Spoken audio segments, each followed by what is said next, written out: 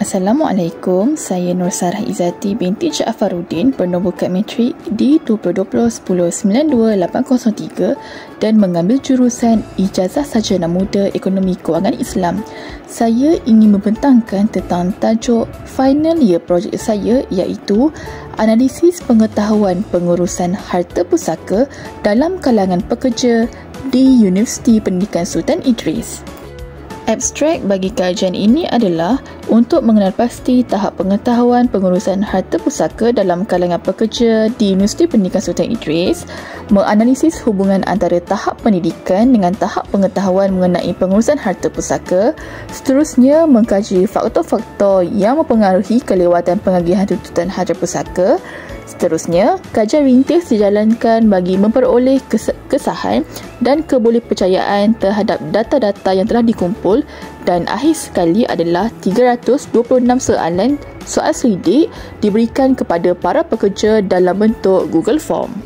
Untuk pengenalan kepada harta pusaka merujuk kepada harta turun-temurun yang dimiliki secara halal oleh seseorang individu dan diturunkan kepada sebuah individu yang lain setelah kematiannya dengan kaedah yang telah ditetapkan dalam hukum syarak. Selain itu, harta pusaka juga adalah harta yang bertukar statusnya daripada individu yang telah meninggal dunia kepada individu lain yang masih hidup, yang dikenali sebagai pewaris. Harta pusaka juga adalah harta peninggalan yang akan dibahagikan kepada para waris hanya setelah segala hutang si mati dilunaskan. Terdapat 3 buah agensi utama, iaitu mahkamah yang terdiri daripada mahkamah sivil dan mahkamah syariah, amanah raya berhad serta jabatan tanah dan galian.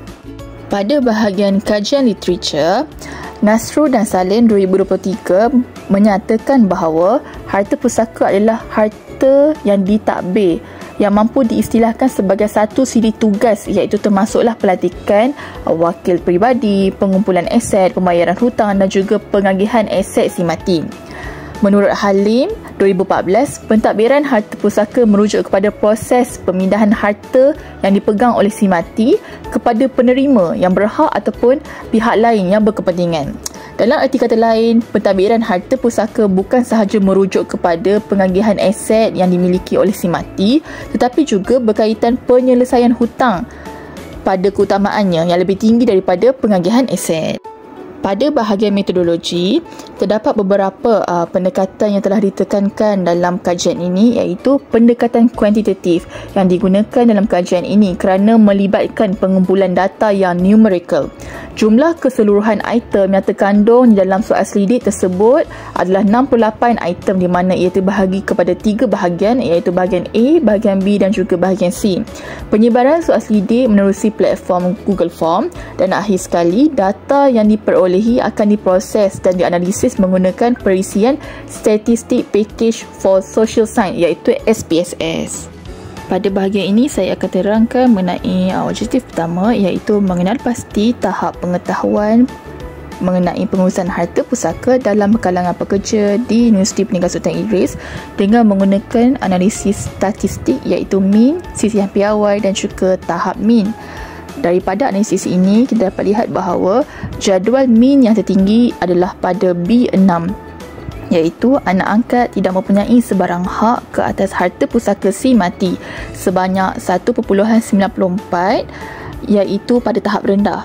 Seterusnya, terdapat 2 soalan yang mempunyai nilai mean pada tahap terendah adalah sebanyak 1.04 pada B8, iaitu hutang si mati perlu dilangsaikan terlebih dahulu sebelum pembahagian harta pusaka dijalankan, dengan sisihan piawai adalah 0.196, serta pada soalan B25 dengan nilai sisihan piawai sebanyak 0.189, iaitu terdapat kos yang dikenakan oleh pihak institusi pengurusan harta pusaka. Kedua-dua soalan ini memperoleh tahap pengetahuan sangat terendah. Hal ini menunjukkan bahawa secara keseluruhannya responden kurang pengetahuan dan juga pemahaman terhadap pengurusan harta pusaka secara jelas dengan berdasarkan kepada tahap mean yang telah diukur. Pada bahagian objektif kedua, iaitu menganalisis hubungan antara tahap pendidikan dengan tahap pengetahuan mengenai pengurusan harta pusaka dalam kalangan pekerja di Universiti Peninggalan Sultan Idris, didapati bahawa hasil analisis korelasi Pearson menunjukkan bahawa tahap pengetahuan mempunyai kekuatan hubungan kolerasi yang sangat rendah dengan tahap pendidikan dengan nilai perkali kolerasi adalah 0.060, iaitu kurang daripada R-table 0.113. Hal ini dapat disimpulkan bahawa hubungan antara tahap pengetahuan dengan tahap pendidikan adalah berhubung secara negatif, atau dengan kata lain, tahap pendidikan seseorang kaki tangan Universiti Peninggalan Sultan Idris tidak mempengaruhi tahap pengetahuan mereka mengenai pengurusan harta pusaka. Selain itu, hasil kajian mendapati bahawa nilai signifikan two-tail antara tahap pendidikan kaki tangan dengan tahap pengetahuan adalah sebanyak nilai P adalah 0.282, iaitu lebih besar daripada 0.05. Hal ini sekaligus menunjukkan bahawa tidak terdapat korelasi yang signifikan antara pemboleh ubah tahap pendidikan dengan tahap pengetahuan mengenai pengurusan harta pusaka oleh para pekerja di Universiti Peninggalan Sultan Idris. Kesimpulannya, terdapat hubungan kolerasi positif yang lemah sebanyak 0.060. Walau bagaimanapun, terdapat hubungan nilai P yang diperoleh sebanyak 0.282 namun melebihi tahap signifikan yang biasanya ditetapkan pada jumlah 0.05. Bagi objektif ketiga pula adalah mengkaji faktor-faktor yang mempengaruhi kelewatan pengagihan tuntutan harta pusaka menurut para pekerja di Universiti Peninggalan Sultan Idris. Berdasarkan jadual di atas, dapat dilihat bahawa analisis regresi faktor-faktor yang mempengaruhi kelewatan pengagihan tuntutan harta pusaka dapat dilihat melalui beberapa faktor lah. Antaranya faktor sikap waris yang dianggap signifikan dengan pemboleh ubah bersandar, iaitu tahap pengetahuan kerana menghasilkan nilai signifikan sebanyak 0.044 yang kurang daripada nilai 0.05. Manakala nilai standard beta yang ditunjukkan adalah 0.229 dan nilai T bersamaan dengan 2.020. Hal ini menunjukkan bahawa faktor sikap waris mempunyai hubungan dengan tahap pengetahuan mengenai harta pusaka, bahkan memberikan pengaruh yang besar terhadap tahap pengetahuan yang dimiliki mengenai pengurusan harta pusaka. Walau bagaimanapun, bagi faktor sistem pentadbiran, faktor sistem pengurusan dan juga faktor sikap pemilih harta adalah tidak signifikan kerana mempunyai nilai signifikan iaitu sebanyak 0.982, 0.122 dan juga 0.878 yang melebihi daripada nilai 0.05. Hal ini menunjukkan bahawa ketiga-tiga faktor tersebut adalah tidak mempengaruhi tahap pengetahuan para pekerja mengenai harta pusaka. Akhir sekali, pada bahagian kesimpulan, kajian ini adalah bertujuan untuk mengetahui tahap pengetahuan kaki tangan Universiti Peninggalan Sultan Idris yang bertempat di Tanjung Malim Perak tentang pengurusan harta pusaka, dan didapati bahawa tahap pengetahuan kaki tangan mengenai harta pusaka adalah rendah.